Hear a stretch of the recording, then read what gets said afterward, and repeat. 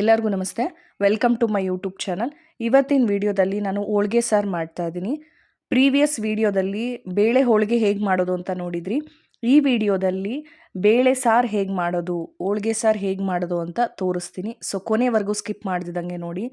ಈಗ ಗೌರಿ ಹಬ್ಬ, ವರಮಹಾಲಕ್ಷ್ಮಿ ಹಬ್ಬ ಬರ್ತಿರೋದ್ರಿಂದ ಹೋಳಿಗೆ ಸಾರು ಹೇಗೆ ಪರ್ಫೆಕ್ಟಾಗಿ ಮಾಡೋದು ಅಂತ. ಈ ಹೋಳಿಗೆ ಸಾರು ಮುದ್ದೆ ಜೊತೆಗೆ, ಅನ್ನದ ಜೊತೆಗಂತೂ ತುಂಬಾ ಚೆನ್ನಾಗಿರುತ್ತೆ.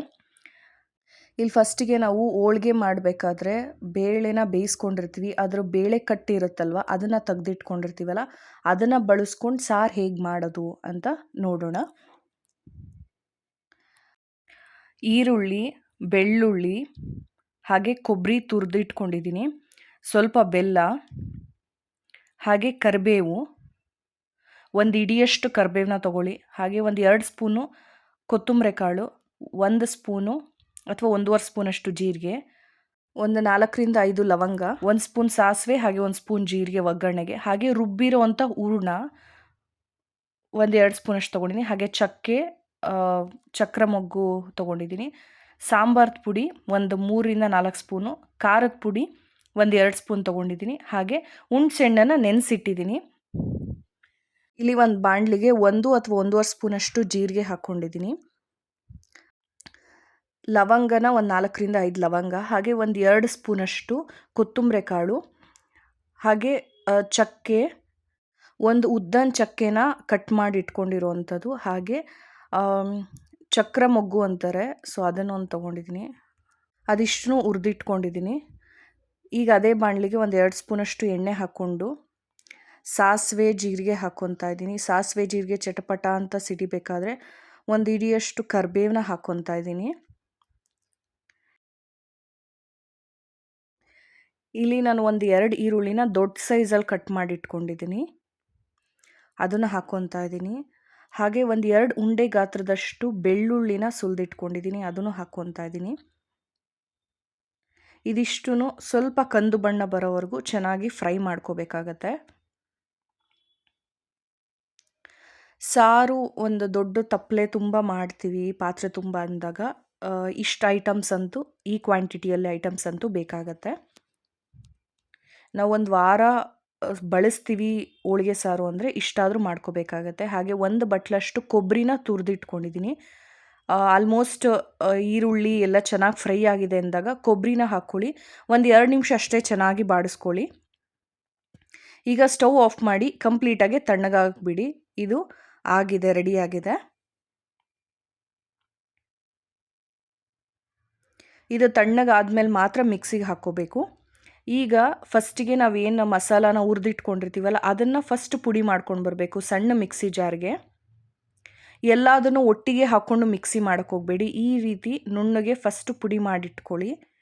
ಈಗ ಇದನ್ನು ಸೈಡಲ್ಲಿ ಎತ್ತಿಟ್ಕೊಳ್ಳಿ.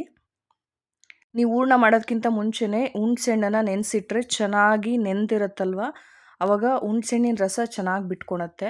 ನಾನಿಲ್ಲಿ ಒಂದು ಪಾತ್ರೆಯಲ್ಲಿ, ಸಣ್ಣ ಪಾತ್ರೆಯಲ್ಲಿ ಒಂದು ಅರ್ಧದಷ್ಟು ಹುಣಸೆಹಣ್ಣನ್ನು ಹಾಕಿ ಚೆನ್ನಾಗಿ ನೆನೆಸಿಟ್ಟಿದ್ದೀನಿ. ಈಗ ಹುಣಸೆಹಣ್ಣೆಲ್ಲ ನೀರು ಹಾಕಿ ಚೆನ್ನಾಗಿ ಕಿವುಚಿ ರಸನ ತೆಗಿಬೇಕಾಗತ್ತೆ. ಎಷ್ಟು ಸಾಧ್ಯನೋ ಅಷ್ಟು ಪದೇ ಪದೇ ನೀರು ಹಾಕ್ಕೊಂಡು ಹುಣಸೆಹಣ್ಣಿನ ರಸನ ತೆಗಿತಾ ಬನ್ನಿ. ಒಗ್ಗರಣೆ ಆರೋ ಅಷ್ಟೊತ್ತಿಗೆ ಈ ಹುಣಸೆಹಣ್ಣಿನ ರಸ ರೆಡಿಯಾಗಿರಬೇಕು. ಈಗ ಒಗ್ಗರಣೆ ಆರಿದೆ. ನಾವೇನು ಒಗ್ಗರಣೆ ಮಾಡಿಟ್ಕೊಂಡಿರ್ತೀವಲ್ವ, ಆ ಒಗ್ಗರಣೆ ಆರಿದಾಗಿದೆ. ಈಗ ಇದನ್ನು ಮಿಕ್ಸಿ ಜಾರ್ಗೆ ಹಾಕ್ಕೊಂಡು ಒಂದು ರೌಂಡ್ ಮಿಕ್ಸಿ ಮಾಡ್ಕೊಂಡು ಬರಬೇಕಾಗತ್ತೆ. ಇದನ್ನು ಸ್ವಲ್ಪ ನೀರು ಹಾಕ್ಕೊಂಡು ಮಿಕ್ಸಿ ಮಾಡ್ಕೊಬನ್ನಿ. ಈಗ ನೀವು ನೋಡ್ತಾ ಇರ್ಬೋದು ಈ ರೀತಿಯಾಗಿದೆ. ಈಗ ಇದಕ್ಕೆ ನಾವು ಆವಾಗಲೇ ಡ್ರೈ ಮಸಾಲ ಪೌಡರ್ನ ಮಾಡ್ಕೊಂಡಿರ್ತೀವಲ್ವ, ಕೊತ್ತಂಬರಿ ಕಾಳು, ಚಕ್ಕೆ, ಅದರದ್ದು, ಈಗ ಅದನ್ನು ಹಾಕ್ಕೊಂಡು ಅದ್ರ ಜೊತೆಗೆ ಒಂದು 2ರಿಂದ 3 ಸ್ಪೂನಷ್ಟು ಸಾಂಬಾರ್ದು ಪುಡಿ ಹಾಕ್ಕೋಬೇಕು. ಹಾಗೆ ನಾನಿಲ್ಲಿ 2 ಸ್ಪೂನ್ ಅಷ್ಟೇ ಖಾರದ ಪುಡಿ ಹಾಕ್ಕೊತಾ ಇದ್ದೀನಿ. ನೀವು ಬೇಕು ಅಂದರೆ ಒಣಮೆಣಸಿನ್ಕಾಯಿನೂ ಸಹ ಹುರ್ಕೊಂಡು ಹಾಕ್ಕೋಬೋದು. ಖಾರದ ಪುಡಿ ತುಂಬ ಖಾರ ಇರೋದ್ರಿಂದ ಒಂದು 2 ಸ್ಪೂನ್ ಅಷ್ಟೇ ಖಾರದ ಪುಡಿ ಹಾಕ್ಕೊತಾ ಇದ್ದೀನಿ. ಈಗ ನುಣ್ಣಗೆ ರುಬ್ಕೊಂಡು ಬರಬೇಕು. ಈ ರೀತಿ ತರಿ ಆಗಿರಬಾರ್ದು, ನುಣ್ಣಗೆ ರುಬ್ಕೊಂಡು ಬರಬೇಕು. ಈಗ ಹುಣಸೆಹಣ್ಣಿನ ರಸ ತೆಗ್ದಿದ್ದಾಗಿದೆ. ಹಾಗೆ ಬೇಳೆ ಕಟ್ಟುನು ರೆಡಿಯಾಗಿದೆ. ಸೊ ಈಗ ಒಂದು ಪಾತ್ರೆಯಲ್ಲಿ ಒಂದು 2 ಸ್ಪೂನಷ್ಟು ಎಣ್ಣೆ ಹಾಕ್ಕೊತಾ ಇದ್ದೀನಿ. ಎಣ್ಣೆ ಕಾಯ್ತಿದ್ದಂಗೆ ಸಾಸಿವೆ ಜೀರಿಗೆ ಹಾಕ್ಕೋಬೇಕು. ಸಾಸಿವೆ ಜೀರಿಗೆ ಚೆನ್ನಾಗಿ ಫ್ರೈ ಆಗ್ತಿದೆ ಅಂದಮೇಲೆ ಒಂದು ಹಿಡಿಯಷ್ಟು ಕರಿಬೇವು ಹಾಕ್ಕೊಳ್ಳಿ, ಅಥವಾ ಕಡ್ಡಿ ಸಮೇತನೂ ನೀವು ಕರಿಬೇವು ಹಾಕೋಬೋದು. ತುಂಬಾ ಚೆನ್ನಾಗಿರುತ್ತೆ ಹೋಳಿಗೆ ಸಾರಿಗೆ. ಹಾಗೆ ಒಂದು 2ರಿಂದ 3 ಒಣಮೆಣಸಿನ್ಕಾಯಿ ಹಾಕ್ಕೊತಾ ಇದ್ದೀನಿ. ಈಗ ಒಂದು 2 ನಿಮಿಷ ಚೆನ್ನಾಗಿ ಇದು ಕರಿಬೇವು ಒಣಮೆಣಸಿನ್ಕಾಯಿ ಫ್ರೈ ಆದಮೇಲೆ ಹುಣ್ಸೆಹಣ್ಣಿನ ರಸನ ಹಾಕ್ಕೋಬೇಕಾಗತ್ತೆ. ಫುಲ್ ಹುಣ್ಸೆಹಣ್ಣಿನ ರಸ ಹಾಕ್ಕೊಳ್ಳಿ. ಈಗ ನೀವು ಏನು ಮಸಾಲ ರುಬ್ಕೊಂಡಿರ್ತೀರಲ್ವ, ಪುಡಿ ಆಗಲಿ, ಡ್ರೈ ಪುಡಿ, ಹಾಗೆ ಈರುಳ್ಳಿ ಒಗ್ಗರಣೆ ಮಾಡ್ಕೊಂಡಿರೋದು, ಸಾಂಬಾರು ಪುಡಿ, ಖಾರದ ಪುಡಿ, ಅಷ್ಟು ರುಬ್ಬಿರೋವಂಥ ಮಸಾಲೆನ ಹಾಕ್ಕೊಬಿಡಿ. ಇದಕ್ಕೆ ಹಾಕ್ಕೊಂಡು ಮಿಕ್ಸ್ ಮಾಡ್ಕೊಳ್ಳಿ. ಹಾಗೆ ಬೇರೆ ನೀರನ್ನು ಹಾಕ್ಕೊಳೋದು ಬೇಕಾಗಲ್ಲ. ನಿಮ್ಗೆ ಮಿಕ್ಸಿ ಜಾರಲ್ಲಿ ಇರೋದು ಇನ್ನೂ ಮಸಾಲ ಹಾಗೆ ಇತ್ತು ಅಂದರೆ ನೀವು ಬೇಳೆ ಕಟ್ಟಿರುತ್ತಲ್ವ ಆ ನೀರನ್ನು ಬಳಸ್ಕೊಂಡು ಹಾಕ್ಕೋಬೋದು. ಈಗ ಒಂದು 2 ಸ್ಪೂನಷ್ಟು ಹೂರ್ಣನ ತೆಗೆದಿಟ್ಕೊಂಡಿದ್ದೀನಿ. ಈಗ ಇದಕ್ಕೆ ಈ ನೀರನ್ನು ಮಿಕ್ಸ್ ಮಾಡಿಕೊಂಡು ಕಲಿಸ್ಕೊತಾ ಇದ್ದೀನಿ. ಎಲ್ಲೂ ಗಂಟಿಲ್ದಲೆ ಥರ ಮಿಕ್ಸ್ ಮಾಡಿಕೊಂಡು ಇದಕ್ಕೆ ಹೋಳಿಗೆ ಸಾರಿಗೆ ಹಾಕ್ಕೊತಾ ಇದ್ದೀನಿ.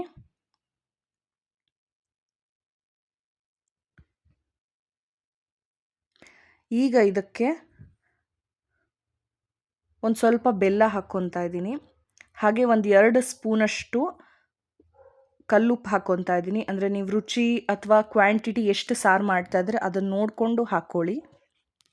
ಈಗ ಬೇಳೆ ಸಾರಿಗೆ ಏನೇನು ಹಾಕಬೇಕೋ ಎಲ್ಲದೂ ಹಾಕಿದ್ದಾಗಿದೆ. ಈಗ ಬೇಳೆ ಸಾರು ಚೆನ್ನಾಗಿ ಕುದಿಸ್ಕೋಬೇಕಾಗತ್ತೆ.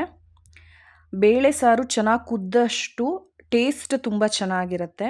ನೀವು ಕರಿಬೇವನ್ನ ಹಾಗೆ ಕಡ್ಡಿ ಸಮೇತ ಹಾಕಿದ್ರೆ ಇನ್ನೂ ಚೆನ್ನಾಗಿರುತ್ತೆ.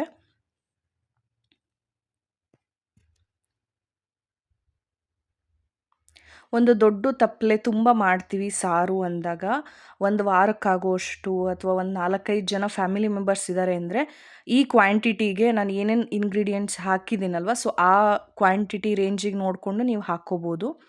ನೀವು ಇನ್ನೂ ಕಮ್ಮಿ ಜನ ಇದ್ದೀರಾ ಅಥವಾ ಜಾಸ್ತಿ ದಿನ ಬಳಸಲ್ಲ ಅಂದರೆ ನಾನು ಏನು ಐಟಮ್ಸ್ ತೋರಿಸಿದ್ದೀನಲ್ವ, ಸೊ ಅದೆಲ್ಲ ಇಂಗ್ರೀಡಿಯೆಂಟ್ಸ್ ಸ್ವಲ್ಪ ಕಮ್ಮಿ ಬಳಸ್ಕೊಳ್ಳಿ. ಈಗ ಇದನ್ನು ಈ ಸಾರು ಹೋಳಿಗೆ ಸಾರನ್ನು ನೀವು ಒಂದು ವಾರಗಟ್ಟಲೆ ಇಟ್ಕೊಂಡು ಚೆನ್ನಾಗಿ ಕುದಿಸ್ಕೊಂಡು ದಿನಕ್ಕೆ ಒಂದು ಸಲ ಚೆನ್ನಾಗಿ ಕುದಿಸಿದ್ರೆ ಸಾಕು. ಒಂದು ವಾರ ಇಟ್ಕೊಂಡು ಈ ಸಾರನ್ನು ಬಳಸ್ಕೋಬೋದು. ಮುದ್ದೆ ಜೊತೆಗೆ, ಅನ್ನದ ಜೊತೆಗಂತೂ ತುಂಬಾ ಚೆನ್ನಾಗಿರುತ್ತೆ ಈ ಹೋಳಿಗೆ ಸಾರು. ವರಮಹಾಲಕ್ಷ್ಮಿ ಹಬ್ಬ, ಗೌರಿ ಹಬ್ಬ ಬರ್ತಿರೋದ್ರಿಂದ ಬೇಳೆ ಹೋಳಿಗೆ ಮಾಡ್ತೀವಿ, ಹಾಗೆ ಬೇಳೆ ಸಾರು ಮಾಡ್ತೀವಿ. ಪ್ರೀವಿಯಸ್ ವಿಡಿಯೋದಲ್ಲಿ ಬೇಳೆ ಹೋಳಿಗೆ ಮಾಡಿದ್ದೀನಿ, ಹಾಗೆ ಈ ವಿಡಿಯೋದಲ್ಲಿ ಬೇಳೆ ಸಾರು ಮಾಡಿದ್ದೀನಿ. ಈ 2 ವಿಡಿಯೋನ ನೀವು ಸೇವ್ ಮಾಡ್ಕೊಳ್ಳಿ. ಹಬ್ಬದ ಟೈಮಿಗೆ ನಿಮಗೆ ತುಂಬ ಹೆಲ್ಪ್ ಆಗ್ಬೋದು. ನಿಮಗೆ ಈ ವಿಡಿಯೋ ಇಷ್ಟ ಆಗಿದೆ ಅಂದ್ಕೊಂಡಿದ್ದೀನಿ. ಇಷ್ಟ ಆಗಿದ್ರೆ ಪ್ಲೀಸ್ ಲೈಕ್ ಮಾಡಿ, ಶೇರ್ ಮಾಡಿ, ಹಾಗೆ ಸಬ್ಸ್ಕ್ರೈಬ್ ಮಾಡೋದನ್ನ ಮರಿಬೇಡಿ. ಎಲ್ಲರಿಗೂ ಥ್ಯಾಂಕ್ ಯು.